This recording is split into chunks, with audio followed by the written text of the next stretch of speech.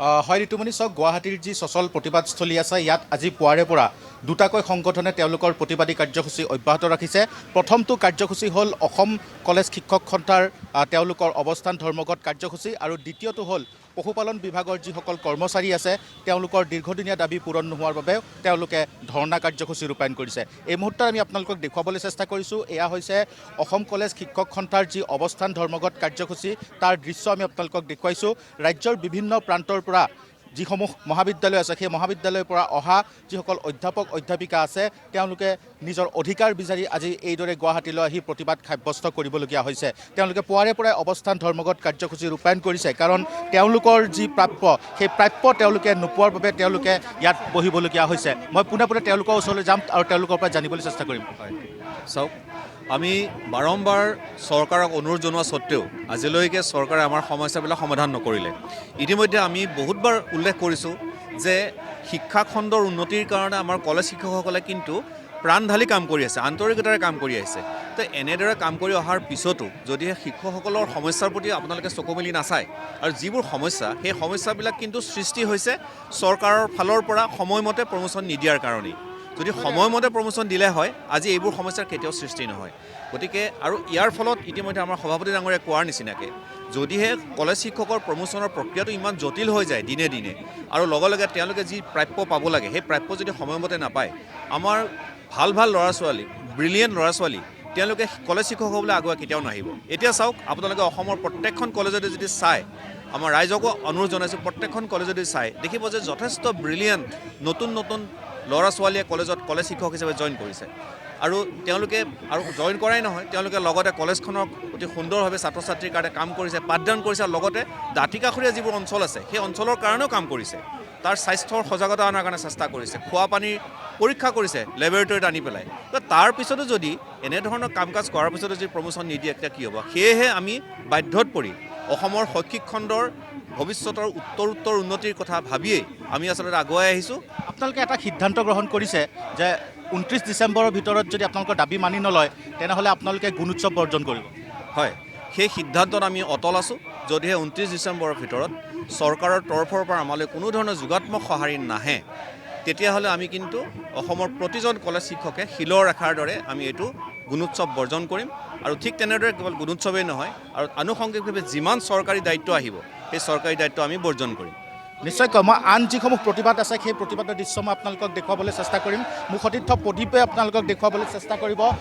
সোঁফালে থকা যি দৃশ্য সেয়া আমি আপোনালোকক দেখুৱাবলৈ চেষ্টা কৰিছোঁ। এয়া হৈছে অসম পশুপালন ও পশু চিকিৎসা বিভাগৰ যিসকল কৰ্মচাৰী আছে তেওঁলোকে সাব্যস্ত কৰা এয়া হৈছে প্ৰতিবাদৰ দৃশ্য। যিসকল মৈত্ৰী আৰু গোপাল মিত্ৰ আছে তেওঁলোকে এইদৰে 19 তাৰিখৰ পৰাই তেওঁলোকে প্ৰতিবাদত বহিছে, ধৰ্ণা কাৰ্যসূচী ৰূপায়ণ কৰিছে, কিন্তু তেওঁলোকৰ প্ৰাপ্য তেওঁলোকে পোৱা নাই, তেওঁলোকৰ দাবী মানি লোৱা নাই। আপোনালোকে আজি কিহৰ বাবে প্ৰতিবাদ সাব্যস্ত কৰিছে? আমি যোৱা 19 তাৰিখৰ পৰা আজিলৈকে প্ৰতিবাদ কৰি আছোঁ। অতি দুখৰ বিষয়, অসমৰ আটাইতকৈ নামী দামী বিভাগ হ'ল অসম পশুপালন আৰু পশু চিকিৎসা বিভাগ। সেইটো বিভাগত আমি আজি 2005 চনৰ পৰা কৰ্মৰত হৈ আছোঁ।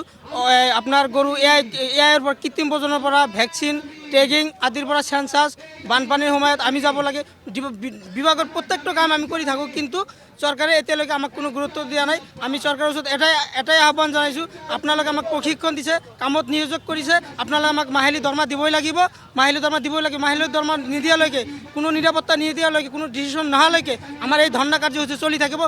অনাগত দিনলৈকে আমি এই ধৰ্ণা কাৰ্যসূচী চলাই যাম। নহ'লে যদি কোনো ডিচিশ্যন আজিৰ দিনৰ ভিতৰত দিব নোৱাৰে আমি দিছপুৰলৈকে ৰাজপথলৈকে ওলাই যাবলৈ বাধ্য হৈ যাম। নিশ্চয়কৈ মই আন এজন প্ৰতিবাদকাৰী আছে তেওঁৰ ওচৰলৈ যাম। আমি দেখিছোঁ যে আপোনাৰ 19 তাৰিখৰ পৰা আপোনালোকে প্ৰতিবাদী কাৰ্যসূচী ৰূপায়ণ কৰিছে, কিন্তু আপোনালোকৰ যেন গুৰুত্ব দিয়া নাই চৰকাৰ বা প্ৰশাসনে। হয় হয়, আচলতে খুব দুখৰ কথা। আমি ইয়াতে বহি আছোঁ, তো বিভাগত অতি আন্তৰিকতা কাম কৰি আছোঁ। আমি কৃত্ৰিম প্ৰজনন কৰ্মী AIT টেকনিচিয়ান মৈত্ৰী গোপাল মিত্ৰ হিচাপে। তো এনেধৰণৰ অৱহেলা আমি মানি থাকিব নোৱাৰোঁ। আৰু তো আমাৰ শেষ সিদ্ধান্ত আমি অহা কাইলৈকে আশা কৰিছোঁ, যদি নকৰে তেওঁলোকে আমি দিছপুৰ ঘেৰাও কৰিম, নহ'লে আমি ৰাজপথত আগবাঢ়ি যাম। তো আমাৰ এইটোৱে কথা। তো আমাৰ মুখ্যতঃ এটাই দাবী আছে, সেইটো হ'ল আমাক মাহিলী দৰমহা এটা ব্যৱস্থা গ্ৰহণ কৰা।